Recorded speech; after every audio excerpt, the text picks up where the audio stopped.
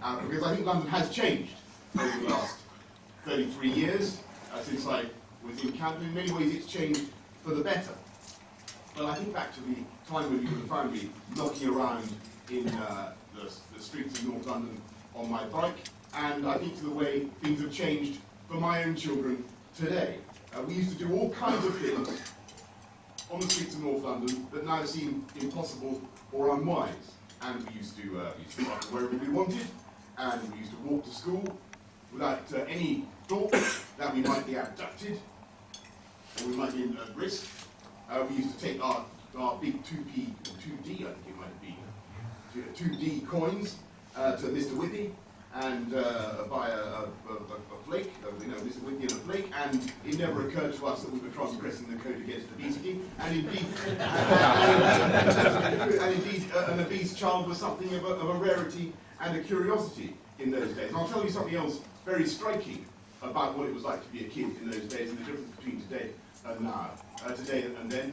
And that is one day I was cycling along perfectly innocently, as I do today, and I accidentally scratched with my handlebar a nice shiny Rover belonging to a neighbour. And something happened which would be very rare. He actually came out of his house in a towering rage, and he grabbed me, and he marched me to see my father, whimpering. I was whimpering, not my father. And he berated me in front of my father. And I don't think you would have that kind of thing taking place in London today. I think you should think about that. I don't believe that adults would dream of interceding with a kid on a bike today on the streets of London. And I think we need to think about the profound changes that have taken place, above all in the relationship between children and adults. And there are simply not enough figures of authority on our streets to intervene with gangs today. And that's why I think there is an air of menace, an air of unease in too many of our public spaces. And that's why I don't think we do feel that we can safely send our children out to play. And that's why the average age of the 24 children who've either been stabbed or shot in London in the last 12 months is 16. And I don't think our gang, by the way, in Camden, was particularly namby-pamby or bourgeois, whatever you might think. But none of us knew anybody who carried a knife. And the idea of teenagers shooting each other in a rage, of which postcode they came from, was like something from science fiction. And that's why I think there are many wonderful things about this city. And in many ways it's got better. But I do think that some of the changes I feel obliged to try to reverse and to try to change things for the better.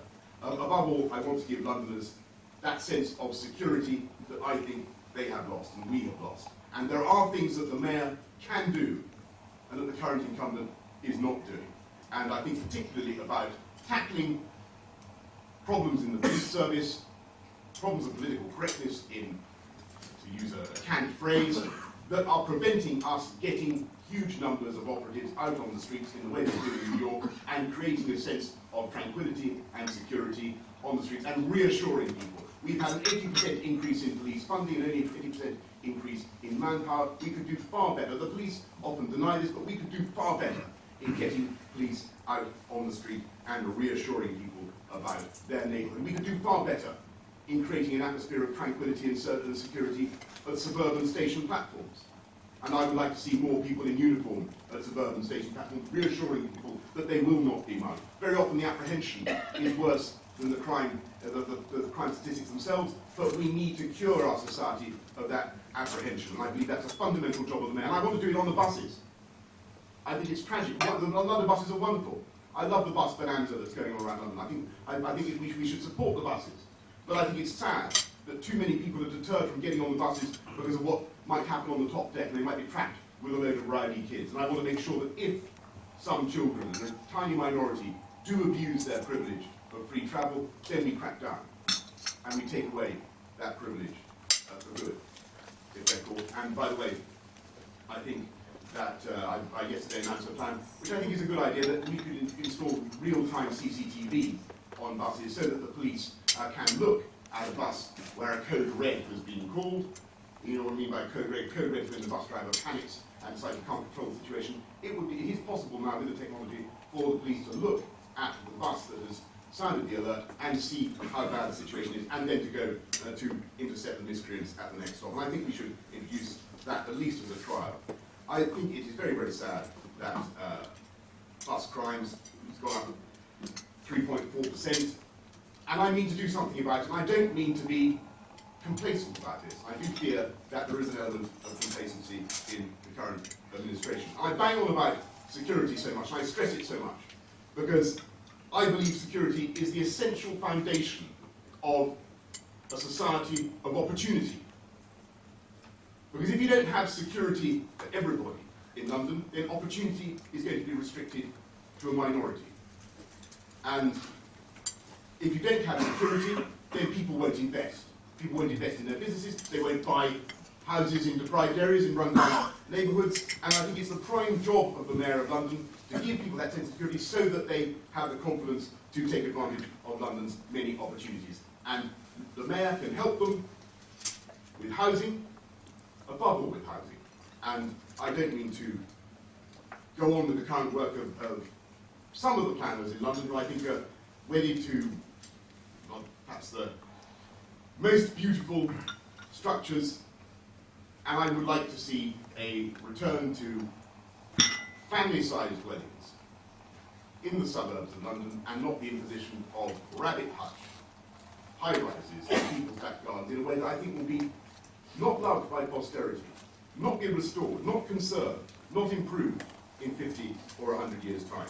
And I think, of course, I know that I'm going to be asked in a couple of minutes about the needs of the Haredi community, and of course I'm sensitive to those, and I think we must make sure that there are enough family dwellings available, not least in the Thames Gateway region, where I think it would be a great shame if we built a new ghetto of disadvantage out there in the east. Let's build a place where aspirant people of all kinds can go and make their lives and have wonderful new family-sized houses. And I believe that if we can begin this process of transforming run-down neighbourhoods by creating that sense of security and opportunity, then we will, of course, achieve the third and most important thing, which is to bring London together and to create a sense of unity and to end the gross injustice that if you travel 8 stops on the Jubilee line from Westminster to Canning Town, life expectancy falls by 8 years.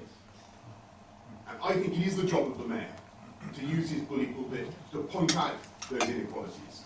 And it is the job of the Mayor to work with the further education institutions and to encourage them and to boost the training opportunities for people in the deprived areas of London by getting back to the apprenticeships that this government and this society has neglected, and to encourage people to do better with their life. And I will govern not just using my bully pulpit, but of course according to old-fashioned Tory principles of value for money, which have seen Tory councillors elected across London. That doesn't mean squandering millions on fripperies of one kind or another. And there will be a different approach under a Johnson mayoralty in City Hall. I will not have taxpayers' money wasted on the Londoner, the free sheet of Pyongyang exuberance stuffed through the letterbox of every Londoner, informing him or her of the doings of the Mayor in glowing terms. I will not be opening endless embassies around the world. I will not have a space programme for London. I